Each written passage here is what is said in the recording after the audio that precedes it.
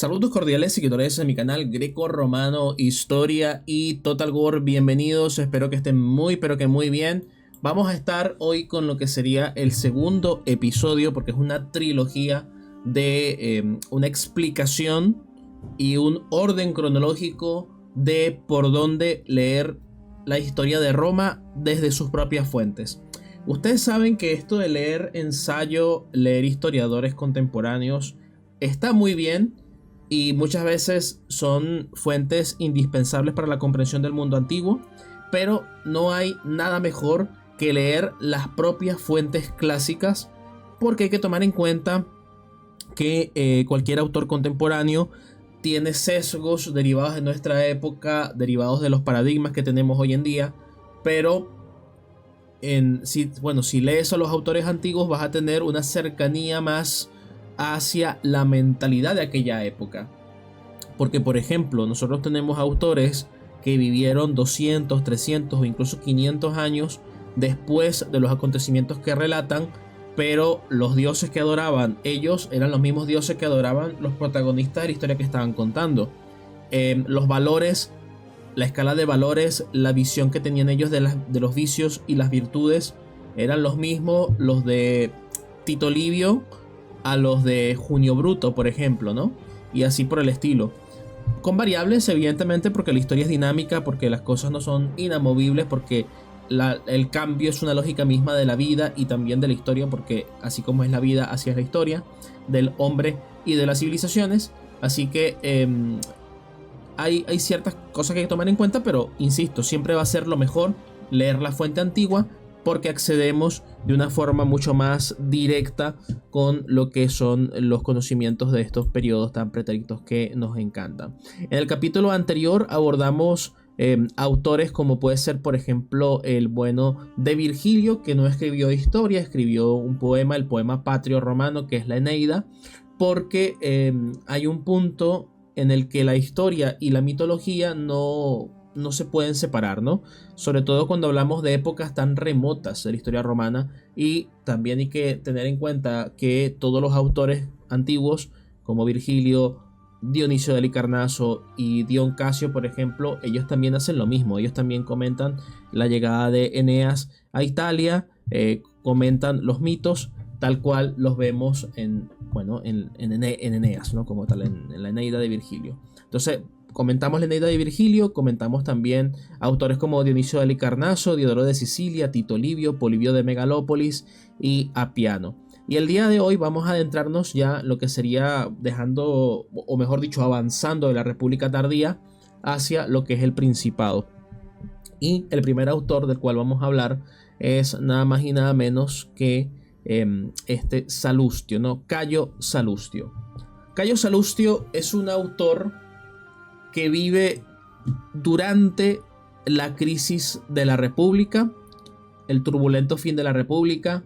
Vivió entre el año 86 y 34 antes de la era común.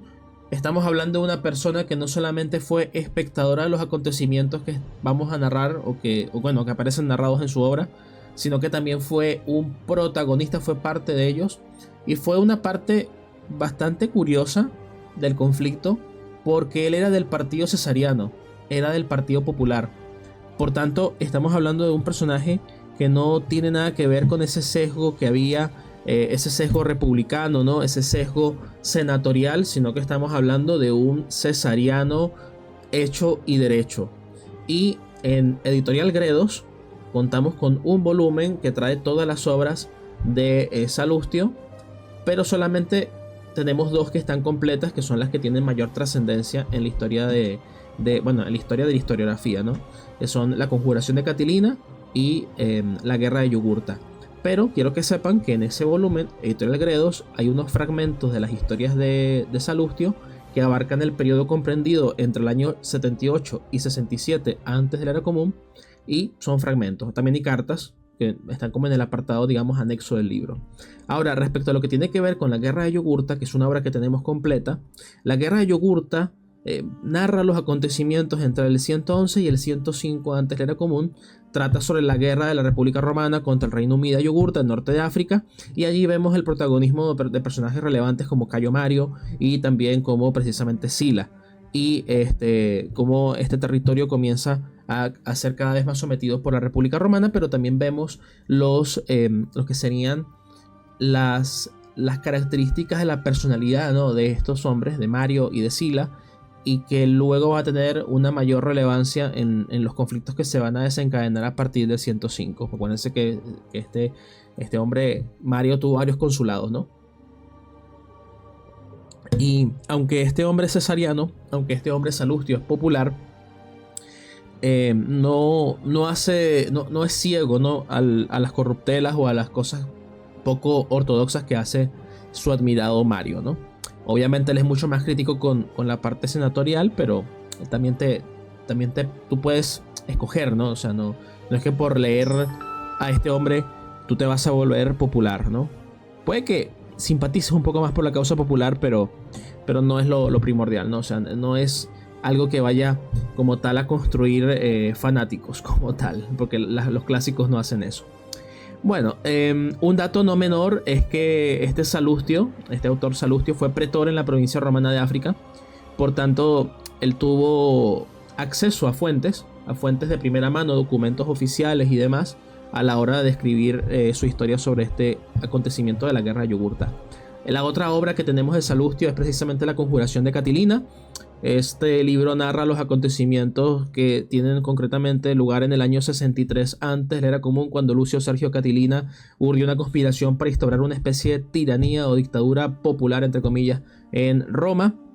Afortunadamente y gracias a los dioses, porque bueno, Júpiter Óptimo Máximo es muy grande, esa usurpación de Catilina fue acabada, ¿no?, precisamente por Marco Tulio Cicerón, que brilló con su capacidad oratoria y con su capacidad política también. Él fue el que neutralizó esto, y esa obra se puede contrastar con las Catilinarias del propio Cicerón, y ahí tendrían también ustedes de primera mano lo que sería este año, ¿no? El año 63 antes era común, que vamos, daría para película, daría para series, daría para todo tipo de material, de novelas, ficciones, anime, lo que tú quieras, porque es una época vibrante de acontecimientos que se daban con una rapidez, de un nivel, una sofisticación en la conspiración y una sofisticación en la diplomacia para contrarrestar la conspiración que se estaba haciendo. O sea, esta obra le da 7000 patadas a Juego de Tronos y a su puta madre. O sea, esta obra es lo máximo, tienen que leerla si no la han leído. También mi amigo Denis, a ver, vamos a invocarlo bien por acá, porque tengo su WhatsApp, entonces le voy a mencionar que aquí en este video va a aparecer su nombre. Mi amigo Denis, del canal Forgotten Heroes, él hizo un video que de hecho fue uno de los primeros videos que vi, si no me equivoco, de su canal, precisamente hablando de la conjuración de Catilina, ¿no?, y de cómo precisamente, insisto, Marco Tulio Cicerón acaba con esto. Pero bueno, dejando de lado, eso es lo que les puedo recomendar de Salustio. Dejando de lado a Salustio, el siguiente historiador del cual vamos a hablar es Velleio Patérculo. Velleio Patérculo es un autor oriundo de Campania. Esta es la zona meridional de Italia. Tuvo varios cargos militares, como casi todos los personajes, casi todos los historiadores que ustedes van a ver en esta serie. Casi todos los grandes hombres escritores de Roma tuvieron su vida militar, ¿no? Y bueno, este hombre, digamos que tuvo su ministerio, su servicio a Roma, justamente en torno al gobierno de Augusto y al gobierno de Tiberio. Y él básicamente escribe una suerte de historia universal. Su obra se llama Historia Romana, que se compone de 2 volúmenes. Y cada capítulo, insisto, es un resumen, un compendio de momentos destacados de la historia romana. No está toda la historia romana en la obra de Velleio Patérculo. Vamos a irnos a la antigüedad. En la antigüedad, como ustedes saben, los romanos, los cargos romanos, los personajes importantes en Roma tenían que hacer una vida pública y militar bastante larga, ¿no? Tenían que hacer unas carreras realmente nutridas, eran gente que estaba muy pero que muy ocupada siempre. Y estos personajes tenían un verdadero gran interés en la historia, pero quizás no tenían el tiempo de leerse la obra completa de autores como Tito Livio y muchos otros autores que no han llegado a día de hoy.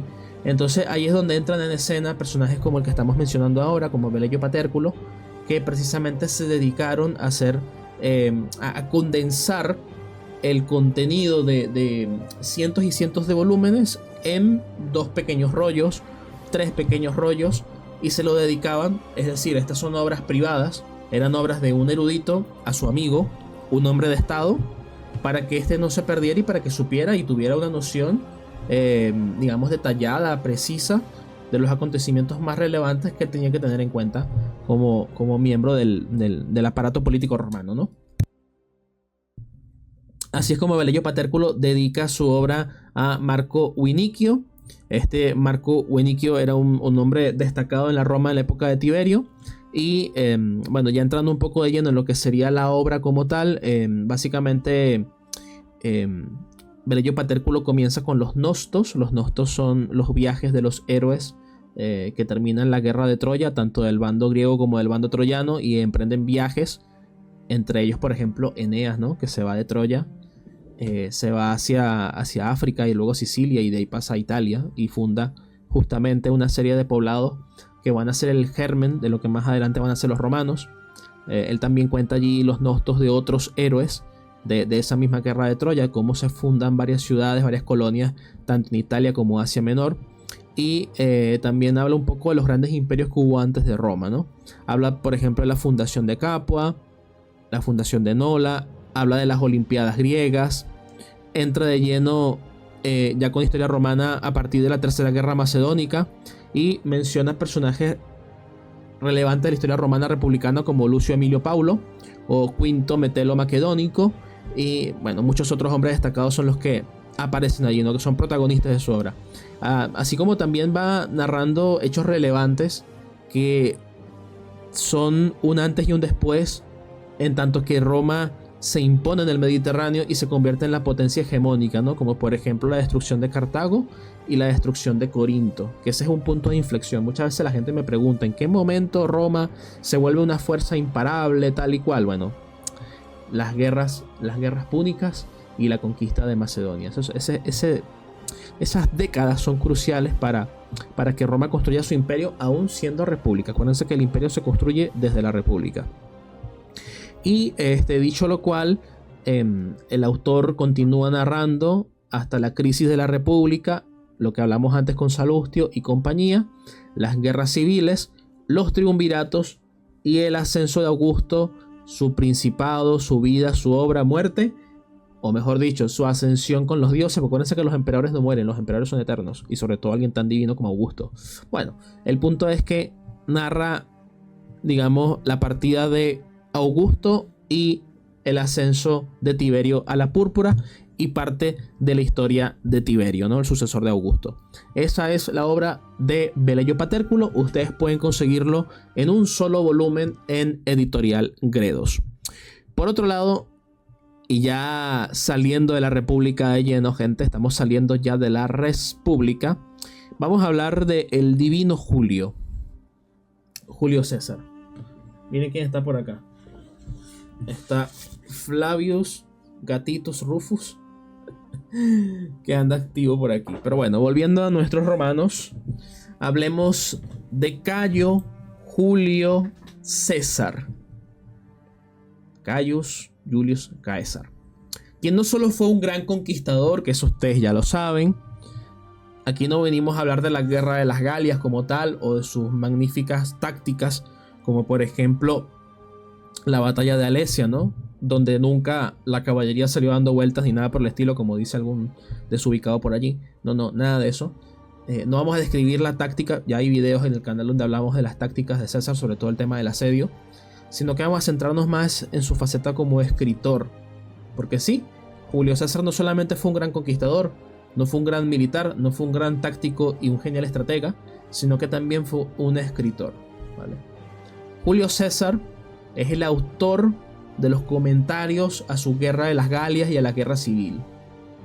Julio César es el mejor abogado de Julio César, porque Julio César describe sus acciones y justifica sus acciones y hace propaganda con ellas para demostrar que él es legítimo y que su causa es justa, ¿no?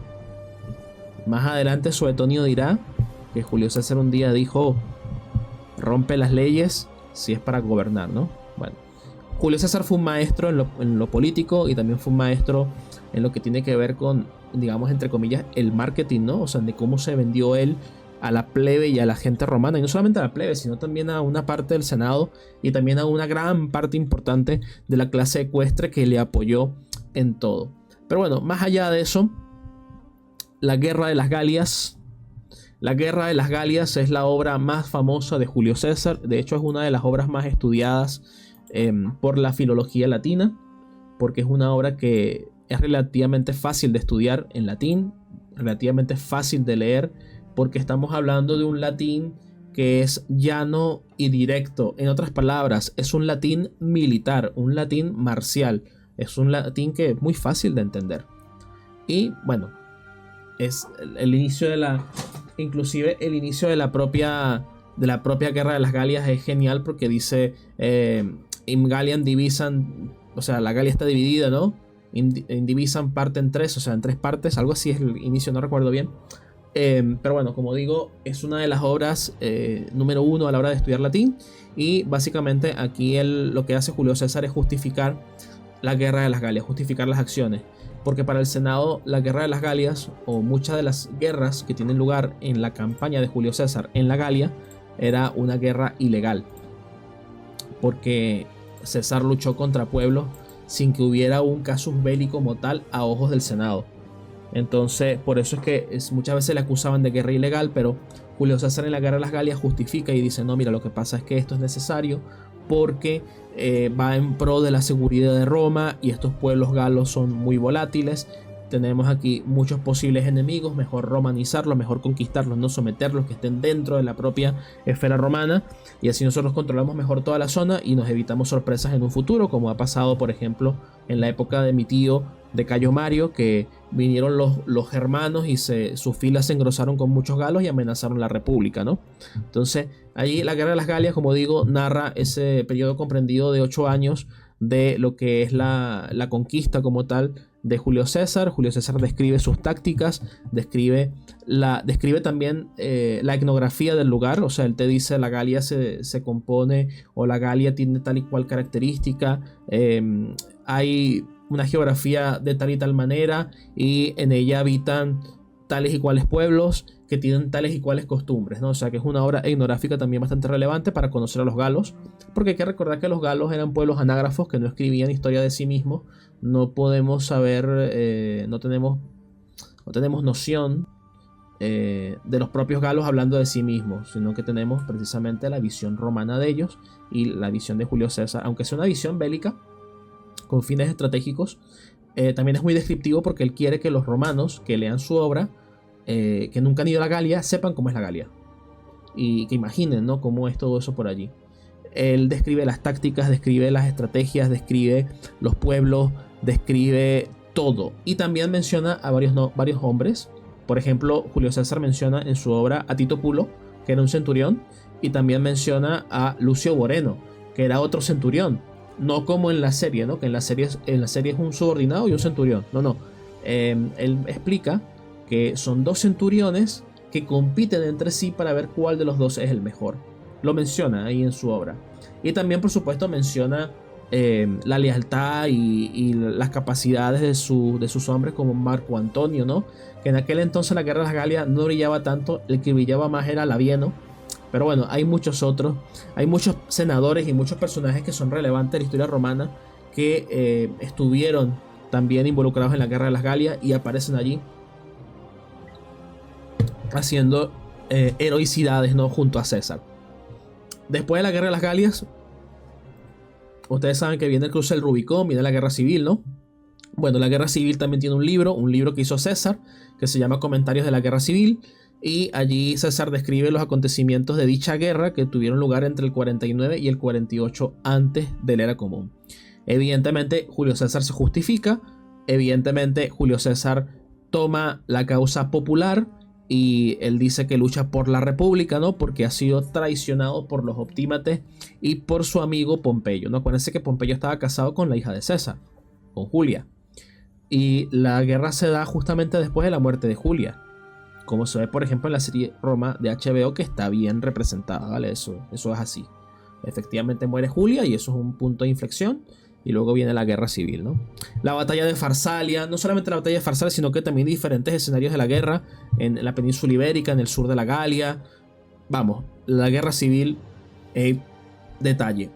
Si ustedes quieren, a propósito de la vida de César, porque César yo creo que es de los romanos, Julio César es de los romanos más conocidos, es el romano más paradigmático y es uno de los romanos de los cuales más se ha escrito, y mira, ahí está fabuloso, ¿no? En la serie. Ustedes pueden contrastar la obra escrita por el propio Julio César con la biografía que hace de César Plutarco, Dion Casio también por ahí por el libro 49-50 también dedica unos volúmenes de su obra a la vida de Julio César. Suetonio también escribió una biografía de César, y bueno, hay muchos autores más que mencionan o hablan de Julio César en determinados pasajes de sus obras. Así que si hay un romano que ustedes pueden conocer como si fueran ustedes mismos o como si fuera su padre, es Julio César, porque como insisto, es uno de los romanos de los que más se ha escrito, tanto él mismo como terceras personas. Ahora vamos a pasar de lleno ya al imperio con una obra que en latín se titula Res Gestae Divi Augusti. El Res Gestae Divi Augusti es una inscripción monumental. Es una inscripción monumental que se ha convertido en libro. Lamentablemente no la ha traducido Gredos ni ninguna de estas editoriales conocidas. Fue traducido por un tal Nicolás Cruz, ¿no? Está en una colección de libros que se llama Lecturas Escogidas. Que, bueno, esta es una edición Universidad Católica de Chile. Yo lo tengo en su edición digital, por eso que estoy mirando aquí en digital. Y la verdad es que está bastante bueno. Es un libro que tiene 167 páginas y vale decir que está bilingüe. O sea, por ejemplo, tú puedes leer tranquilamente aquí en latín lo siguiente, ¿no? Dice: Rerum gestarum Divi Augusti, quibus orbem terrarum, imperium populi Romani, subiecit et impensarum, quasim rem publican, populumque Romanum fecit, en latín. Y luego te lees el párrafo abajo, inmediatamente en español te dice: de las obras del divino Augusto con las cuales sometió todas las tierras del orbe del imperio romano y de los gastos que hizo en favor de la república y el pueblo romano, he aquí reproducida una copia de original inscrita en 2 columnas de bronce levantadas en Roma, ¿no? Y así continúa. De hecho, los miembros mecenas del canal pueden escuchar y ver un par de videos que hice sobre el Rex Gestae, que está publicado exclusivamente para ello. Pero bueno, dicho lo cual, el Res Gestae Divi Augustis es la memoria política del emperador Augusto. Es su currículo, por decirlo así, porque ahí está toda su carrera, su origen divino, cómo César lo adoptó, los consulados, tribunados, todos los cargos que recibió, todas las obras de caridad que hizo en pro del pueblo romano, las guerras que ganó, los triunfos que se le fueron concedidos, todo eso. Y esta inscripción, acuérdense, esto no es un libro. Esto lo convirtieron en un libro. Esta era una inscripción monumental que se hizo en bronce. Y eso estaba puesto en el mausoleo del propio Augusto en Roma. Pero también fue puesto en otras partes claves del imperio. De tal manera que ciudadanos romanos de todo el imperio podían ver allí y podían enterarse. Todos los que sabían leer esto podían enterarse de la magnitud, la importancia, la relevancia que tenía el princeps, el primus inter pares, el primer emperador, el divino Augusto, ¿no? Y bueno, esta obra ustedes la pueden contrastar, por ejemplo, con la obra de de Dion Casio, que Dion Casio por ahí por el libro 51 de sus obras de historia romana también habla de Augusto. Lo pueden ver también con Suetonio, ¿no? Que Suetonio es una biografía de Augusto.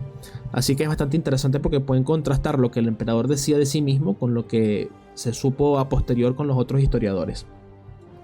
Muy recomendable si ustedes son grandes admiradores de Augusto como lo soy yo. Sí o sí tienen que leer el Res Gestae Divi Augusti, porque sí, o sea, no tiene escapatoria. Y vamos ahora con un biógrafo. A ver, como ustedes saben, volvemos al mismo tema de siempre. Como ustedes saben, queridos míos, siempre, nosotros tenemos que tener presente que los autores antiguos tienen una intención. Los autores antiguos tienen sesgo. Los autores antiguos no pretenden no pretenden no opinar o no tomar posición. Los autores antiguos tienen posición clara, definida, clara como la luna llena, visible como el sol en su cenit. Siempre. Es imposible que tú no sepas la tendencia o las ideas políticas del autor, porque siempre están manifiestas en las obras. Los autores clásicos tienen sesgo. Los autores romanos o son nobles y por tanto son proclives a los optímates, a la clase patricia senatorial, o bien son populares. Los populares son los de menos. Y también te encuentras a mucha gente que es de clase ecuestre, pero que aún así es pro senado y pro optímates. Entonces es algo que ustedes tienen que tener siempre en su cabeza a la hora de leer estos autores, porque a menudo tienen interpretaciones o análisis que probablemente van más en sintonía con la propaganda en pro o en contra de un personaje histórico, más que un análisis, digamos, 100% riguroso. Con todo, insisto, yo prefiero más autores clásicos a autores posmodernos, porque prácticamente es imposible que a un autor posmoderno no se le vea el plumero. A la gran mayoría de los autores posmodernos se les ve el plumero, porque también se les nota su sesgo, también se les nota su ideología, ¿no? Para muestra un botón, por ejemplo, tenemos a la impresentable historiadora romana británica Mary Beard, que continuamente está haciendo comentarios políticos de que si fulano de tal en el mundo antiguo era machista o no lo era, y cosas así por el estilo, ¿no? Pero bueno, dejando un poco de lado eso, y volviendo a lo que nos interesa, que son los autores antiguos, el autor que yo les voy a mencionar ahora es un autor que es bastante cuestionable, y es bastante leído y bastante accesible. Y ese autor es nada más y nada menos que Cayo Suetonio Tranquilo, que no es un historiador, él es un biógrafo. Pero como, hombre, te cuenta la historia de emperadores romanos, pues, o sea, te cuenta la biografía, te cuenta la vida de emperadores romanos, pues obviamente, aunque no sea historiador, te está hablando de historia, ¿no? Vamos a situar a Suetonio en qué momento vive. Suetonio, como decía antes, es un personaje, es un autor romano de clase ecuestre. O sea, es un equite. No es un pobre. Estaba cultivado, estaba educado. Su familia tenía posición, pero no tenía la mejor posición. No era un senador así de primer orden. Y la obra por la cual se le conoce es el De Vita Caesarum. O sea, la vida de los Césares. Mejor conocido en español como 12 Césares, ¿no? O vida de los 12 Césares. ¿En qué momento vive Suetonio? Suetonio vive en época de Adriano. De hecho, Suetonio nos lega esta obra porque seguramente su vida estaba muy ocupada con otros asuntos y solamente nos dejó esto, ¿no? Porque él era secretario de Adriano. O sea, todos los documentos imperiales de Adriano, que seguramente ese hombre tenía muchos papeles. Mira lo que tenemos atrás, tenemos aquí el Panteón, que precisamente se hace en época de Adriano. Adriano era un hombre que estaba interesado en la filosofía, en las letras, estaba interesado en la arquitectura, estaba interesado en un montón de la tragedia, el teatro griego. O sea, ustedes se imaginan la cantidad de papeles que tenía Adriano. Y además llegarían cartas, ¿no? de todo el imperio, las legiones apostadas en Britania, las legiones en el Danubio, las legiones en el Rin, las legiones en Egipto, las revueltas judías en Judea, la guerra de Quitón, ¿no? Los pictos por allá en el norte, en Escocia, los germanos, el imperio parto. O sea, ustedes imagínense la cantidad de documentos que manejaba Adriano, y que específicamente no los manejaba Adriano, sino que los manejaba Suetonio porque era su secretario, porque estaba ahí al lado del emperador siempre. Así que hay que entenderlo, tuvo una vida muy ocupada, solamente nos dejó a nosotros la vida de los 12 Césares, que es la biografía de nada más y nada menos, que se los puedo decir en memoria. Julio, aquí tengo apuntes, pero que se los puedo, miro para acá y tengo apuntes. Julio César, Augusto, Tiberio, Calígula, Claudio, Nerón, Galba, Vitelio, Otón, Vespasiano, Tito y Domiciano. Esos son los 12 Césares, gente. Esa es la obra de Suetonio. Y bueno, es una obra que está cargada de amarillismo, ¿no? Tiene muchas anécdotas, tiene muchos chismes, tiene mucha, si me permiten, mucha mierda. Por ejemplo, te dice que fulano de tal es amanerado porque se rasura las piernas, o que Julio César era el hombre de todas las mujeres y la mujer de todos los hombres, ¿no? Porque básicamente era un rumor que había surgido de los enemigos de César, y como eso era lo que se decía, eran las cosas que las difamaciones de la época, la forma que tenían de descalificar a un personaje, pues Suetonio va y vierte todo, ¿no? Suetonio te dice lo bueno y lo malo, te dice los buenos rumores, las buenas ideas, y los malos rumores y las malas ideas, ¿no?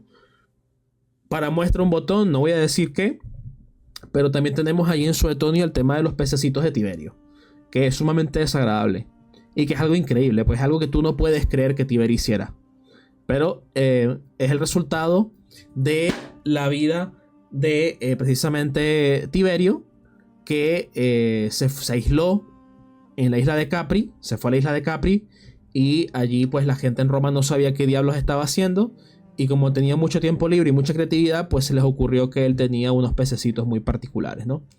Y resulta que Tiberio en realidad era un hombre misántropo, que también se nota eso mucho en la obra de Suetonio. Y lo más probable es que Tiberio estuviera sencillamente aislado porque no le gustaba Roma, no le gustaba el gentío, no le gustaba el bullicio. Pero la gente en Roma se imaginaba que él estaba haciendo depravaciones allá, ¿no? Entonces, por eso es que hay que tener cuidado con Suetonio. Hay que tener mucho cuidado con él por eso. Porque tiene esos rumores, esos chismes que hay que coger un poco con pinzas, ¿no? Hay que coger un poquito con pinzas ese tipo de rumores. Él no solamente se enfoca en los aspectos históricos, o sea, por ejemplo, él te comenta las campañas militares de este Tiberio antes de ser emperador, ¿no? De cómo él fue a Germán y todo eso. Te comenta también lo de Armenia, pero no te da los detalles, los pormenores militares, eso no te lo da. Porque él se centra más en la personalidad del personaje, o sea, es un enfoque más psicológico, ¿vale? Más íntimo a cada uno de los personajes que va narrando. Y bueno, en definitiva, su obra, como todas las obras, puede ser contrastada con otros autores. Por ejemplo, la biografía que hace de César la puedes contrastar con la obra, con las obras del propio César, o con historiadores como Dion Casio, ¿no? Y así por el estilo. A partir de Tiberio, bueno, puedes utilizar como para contrastar lo que te dice Suetonio al mismo Dion Casio, a Tácito, a Herodiano, ¿no? A otros autores. Herodiano creo que no tanto, pero bueno. Porque Herodiano habla de un periodo posterior. Pero hay muchos autores que siempre es bueno leerlos todos juntos, ¿sabes? O sea, por ejemplo, si tú lees a Suetonio, es bueno que tú tengas cerca, a la mano, los otros libros. Porque si tienes una buena editorial como es Gredos, por ejemplo en Gredos la obra de Suetonio son 2 volúmenes. Si tienes un buen libro, un buen Gredos, el Gredos tiene notas de página, a pie de página. Entonces esas notas te sirven a ti para enriquecer más el conocimiento, ¿no? Porque la nota te va a decir Tito Livio, libro 1, capítulo tal. Entonces tú tienes Tito Livio, tú buscas Tito Livio y lees ese fragmento. Y después te dice otra nota, Plinio el Viejo, Historia Natural, libro 2, capítulo tal. Y tú vas y buscas Plinio el Viejo, ¿no? Y así, incluso no solamente historiadores, sino también otro tipo de autores. Poetas, geógrafos, lo que sea. Te van apareciendo en pie de página. Y tú vas contrastando y vas aprendiendo y vas profundizando. Eso ya es un estudio más complejo del mundo antiguo. Si tú no tienes una vasta biblioteca clásica, pues no te preocupes. Comienza con lo que tengas, ¿no? Tampoco estaban... Pero eso si quieres avanzar un poco más. Bueno, dejando un poco de lado a Suetonio con su amarillismo, vamos ahora con otro historiador que es el historiador. Es el señor historiador del mundo antiguo.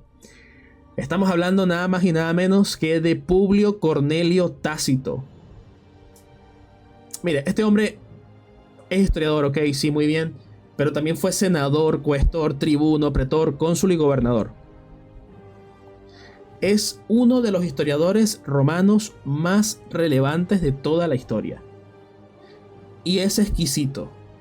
O sea, ustedes leen a Tácito y conforme van leyendo no pueden parar de leer.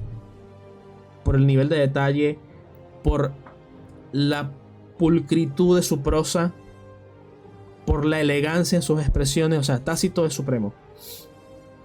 Bueno, entrando de lleno ya en lo que es el contenido de su, bueno, su vida como tal, para situarnos, Tácito, digamos que tiene su plenitud en época de la dinastía Flavia y en la dinastía Ulpio Aelia Antonina.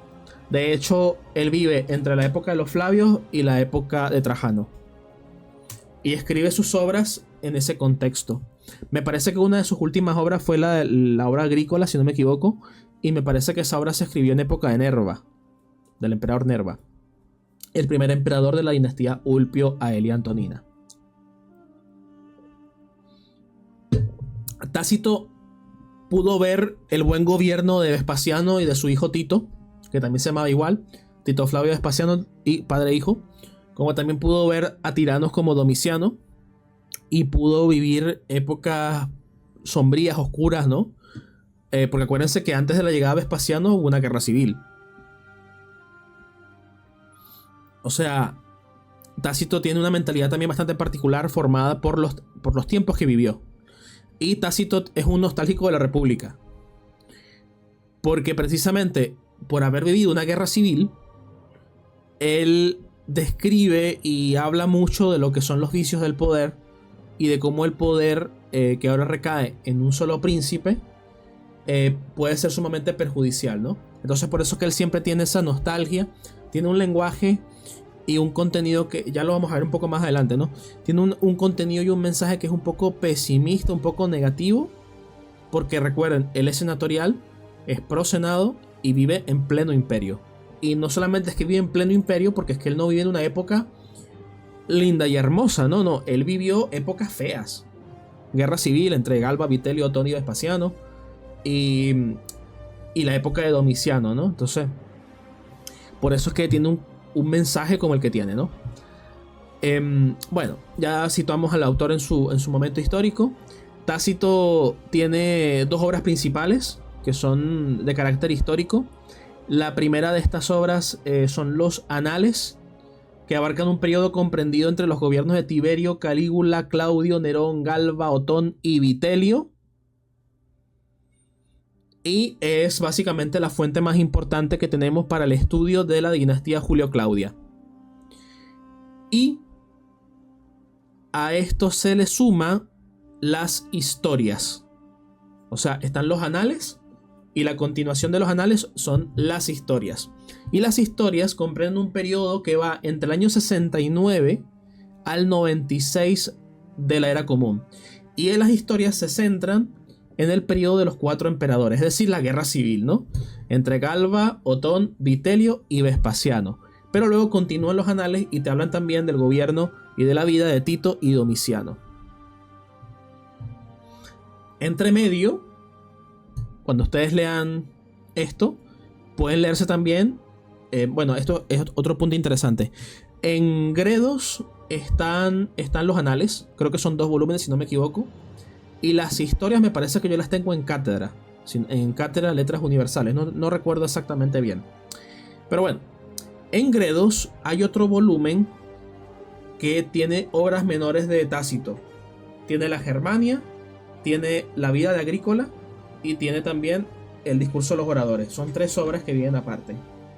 Entonces ahí entre medio que ustedes leen los anales, les recomiendo que lean la biografía de Julio Agrícola.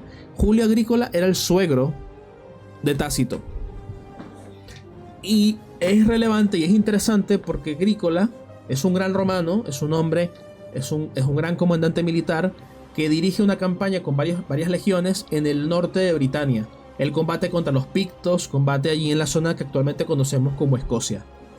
¿Para qué? Para nada, porque realmente, o sea, demuestra valor romano y tal, demuestra sus cualidades, pero eso es un territorio que no se conquista. Él gana todo por allá, gana las batallas derrota a los enemigos, somete a los enemigos a Roma, pero ese territorio no es conquistado. Y luego Agrícola tiene un final que es un poco triste. Entonces yo recomiendo que ustedes lean esto porque van a comprender un poco la mentalidad política y la visión que tiene Tácito de la Roma en la que vive, ¿no? Es muy relevante eso. Y luego tenemos la otra obra que les dije que viene el mismo volumen de obras menores de Cornelio Tácito, que se llama De Origine et Situ Germanorum, mejor conocido en español como Germania. El libro de la Germania de Tácito no es un libro, no es una obra histórica como tal, porque no te cuenta la historia de los germanos. Es un tratado etnográfico. Es un tratado en el que Tácito te narra, te describe cómo es Germania en lo geográfico. O sea, te dice Germania está entre el Rin, ¿no? y linda con las provincias romanas nuestras de tal y cual. Lo que está al norte del Danubio. Y luego te describe los germanos se dividen en tal y cual tribu. Y esas tribus tienen tal y cual característica, costumbre, sociedad, todo eso. O sea, es un tratado geográfico y etnográfico de Germania. Y este tratado era muy relevante para los romanos porque ellos podían a través de Tácito conocer lo que estaba más allá de esas fronteras que siempre tenían conflicto, ¿no? Porque acuérdense ustedes, les decía, si Tácito vivió o sea, su historia o sus historias van desde la dinastía Julio-Claudia. O sea, él tenía en mente la derrota de Teutoburgo. Y tenía en mente las campañas de Germánico y de Tiberio en Germania. Y tenía en mente también, bueno, y él lo menciona ahí, y menciona a todos estos personajes de la historia que van a Germania y luchan. Hay movidas también en época de los Flavios. Hay guerras también con los germanos en época de Domiciano. O sea, era un temazo. Y este hace atentado y brinca. En fin, es un germano, es un gato germánico. Entonces ese es el punto, ¿no? Ese es el punto con la Germania. Estaba muy vigente. Pero hay un dato interesante con Germania. Porque tú lees la Germania y tú vas a decir, coño, estos germanos son tan honorables, son tan guapos, son tan geniales, ¿no? Estos germanos, ¿qué tienen estos germanos que nos llaman tanto la atención? Bueno, lo que pasa es que Tácito, como venía de haber vivido guerras civiles, haber vivido tiranías como Domiciano, Tácito, él no, y al idealizar la república, Tácito ve que el Imperio Romano tiene una serie de vicios. Tiene una serie de malos hábitos. Tiene una serie de problemas. Entonces, él quiere en Germania contrastar los vicios que tienen los romanos respecto de las virtudes que él ve que tienen los germanos que viven en un ambiente más precario, más humilde, pobre, fragmentado y en última instancia heroico. Porque el germano básicamente vive para luchar y sobrevivir, ¿no? En el bosque. Y le cuesta mucho. O sea, la vida del germano es subsistencia pura y dura. En cambio el romano, pues hay muchos romanos en época de Tácito que se dedica sencillamente a emborracharse. Sencillamente a los placeres, ¿no? A los infinitos placeres que daba Roma. Porque Roma daba muchos placeres. Y no hablo solamente de sexo. También ir al circo, ¿no? Y estar allí 24/7 en la arena. Ver todo aquello. O sea, Roma ha tenido lo mejor del ser humano y también ha tenido lo peor. Porque Roma es la civilización. Entonces, todos los aspectos de la humanidad se desarrollaban en Roma. Y como volvemos a lo mismo, como Cornelio Tácito idealizaba la república, y la república no tenía tanto lujo ni tanta riqueza como tuvo el Roma imperial, entonces él ve con nostalgia eso. Y por eso es que él hace esta obra, y en última instancia él está diciendo a los romanos, reflexionen y vean cómo estos pueblos que son inferiores a nosotros aún así tienen honor y virtud. Hablando de los germanos, ¿no? Como tal. Lo que pasa también es que hay gente que ha leído la Germania y termina idealizando o admirando en demasía a los germanos, ¿no? Porque no entienden el fondo de la obra de Tácito. Pero bueno, aquí estoy yo explicándoselo, aquí estoy yo lanzando luz solar en esa tiniebla de oscuridad germánica para que ustedes no idealicen a los germanos y para que entiendan el fondo de la realidad de lo que quería hacer Tácito, que era hacer, bueno, llevar a sus ciudadanos, a sus conciudadanos, mejor dicho, a reflexionar sobre quiénes eran ellos mismos y sobre su historia y sobre algunas virtudes que habían estado muy presentes antes en los romanos, pero que en los momentos más oscuros de Roma se habían perdido un poco. Momentos muy oscuros como la época de Nerón, de Calígula o de Domiciano, y que luego más adelante volveríamos a ver, ¿no? Volveríamos a ver bastantes vicios y bastantes problemas en época de Cómodo, por ejemplo, porque el Imperio Romano es un imperio que tiene muchos altos y bajos. Pero como buen amante de Roma que soy, y como buen defensor de su legado, que ha leído estas obras, en verdad les digo, son pocas las sombras que tiene Roma. Son pocos los periodos en los que el vicio o en los que la tiranía había echado por suelo la virtud.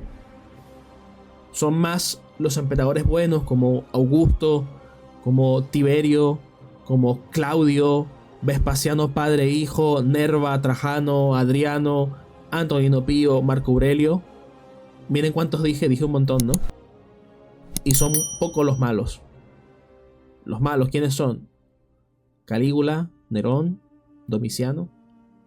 No podemos meter ahí en ese paquete ni a Galba, ni a Vitón, ni a Vitelio, ni a Otón, porque no llegaron a gobernar. O sea, no sabemos cómo hubiesen gobernado. Pero estuvieron muy poco tiempo, ¿no? Pero como les digo, son muchos más los emperadores buenos que los emperadores malos.